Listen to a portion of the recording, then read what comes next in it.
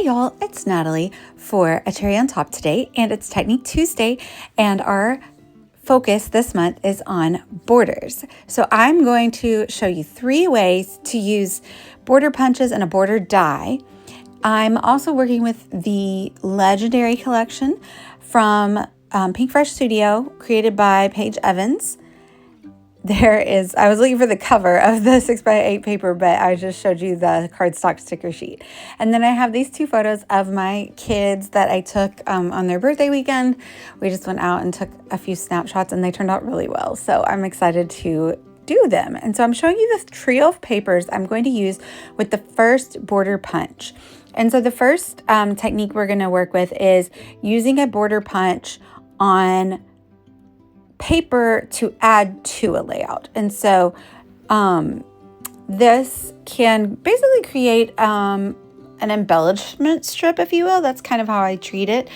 And I'm not actually doing a treatment to the border of the layout that I'm creating, but rather using a border punch that you absolutely could use on the border of a paper, but using it to create an interesting element on the page. So I'm going through here and I just started at the very edge of the paper for the yellow bottom layer.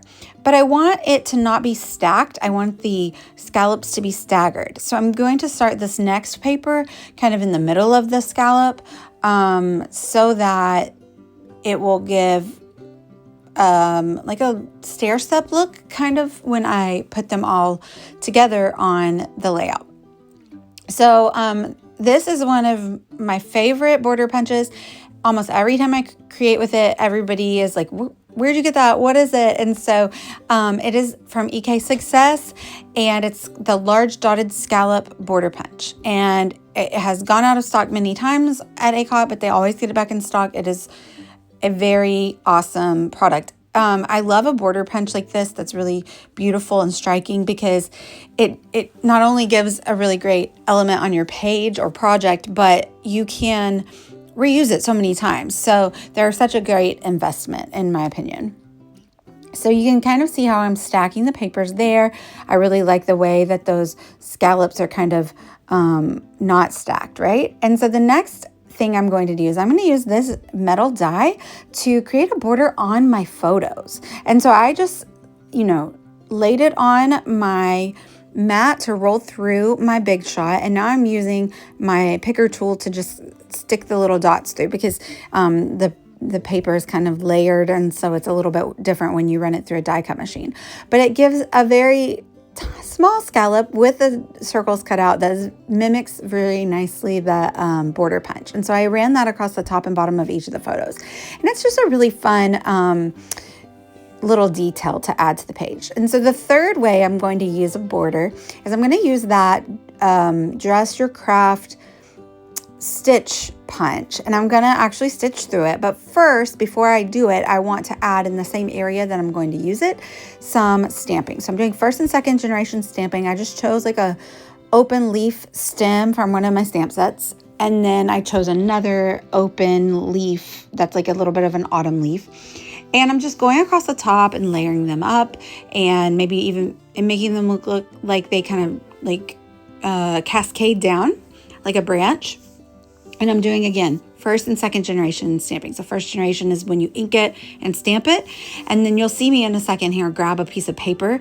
And to do the 2nd generation, I just kind of stamped off the first print and just went in with the 2nd. So it gives me a different dimension of color and like a shadow element of that. And so I like the way that looks. And now I'm going to go in with that border punch and just line it up here and create a straight across stitched border.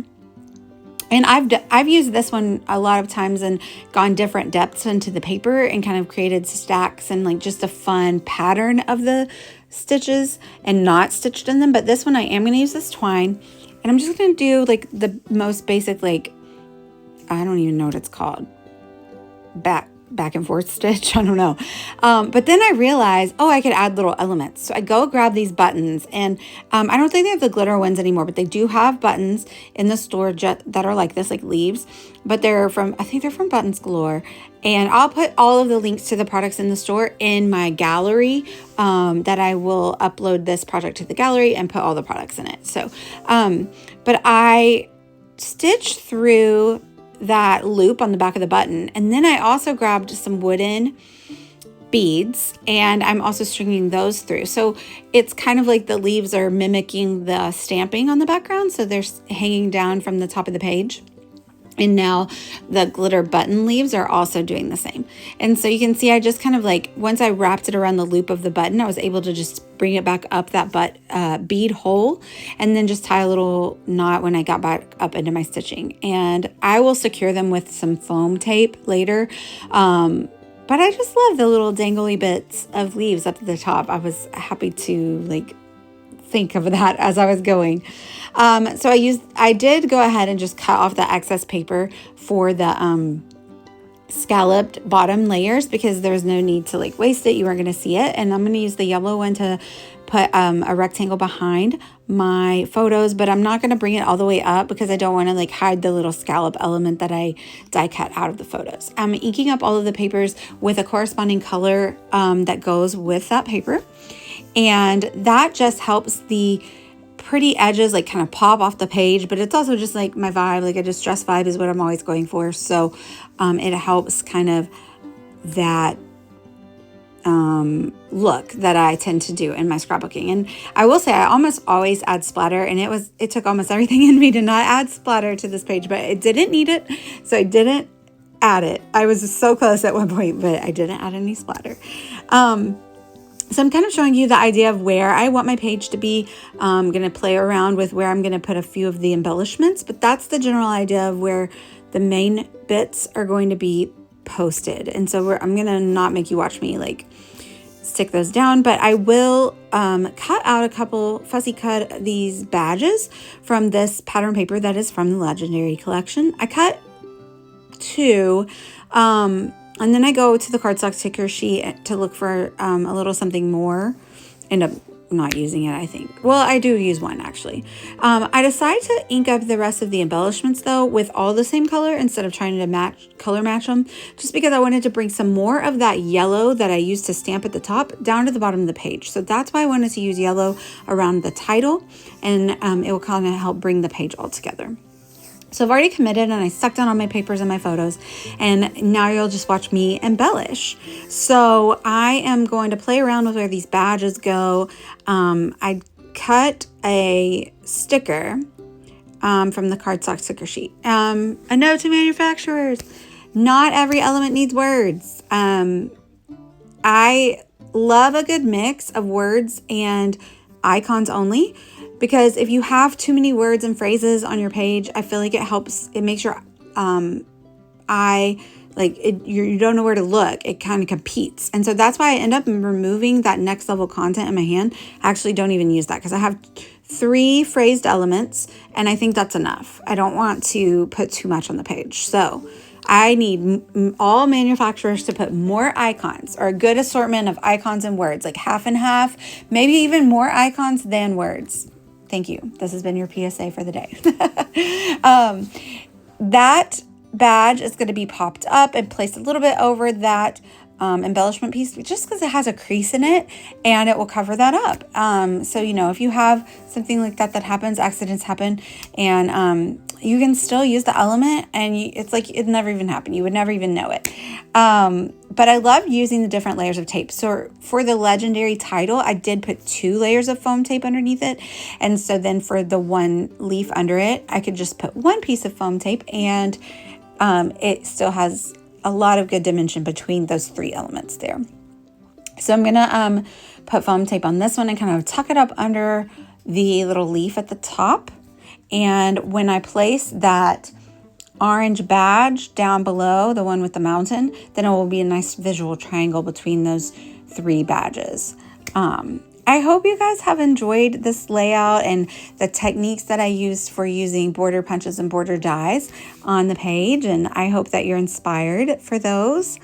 What am I doing? Oh, I'm adding foam tape to the buttons. So I want the buttons to kind of stay in a place. So I could have glued them, but I think foam tape works. I should have trimmed up the foam tape, but I do go back in after I put 2 layers to kind of make sure that it meets the paper. And I kind of, any bit of white foam that's sticking out, I just use that pointy end of the sequin picker and I just kind of like smush it up in there because it's foam. And so it's very smushable, and you can either trim it away or you can just kind of like tuck it up in there so that it's not showing, but it will hold those beaded leaves in place nicely so that they don't get turned around. I don't want the backside to show. So I think we're almost going to call it a layout. I am going to add some wood grain sequins down at the bottom, pretty sparingly. I just love to tuck the sequins up under the elements where they just peek out just a little bit, and then I'll have a few. So really those sequins are similar to what splatter I would add. So anyway, yeah, that's about it for the layout today.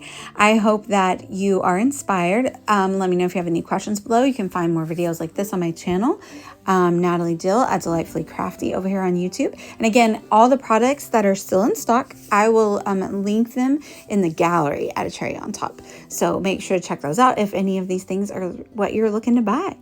Thank you guys so much for watching. Bye, y'all.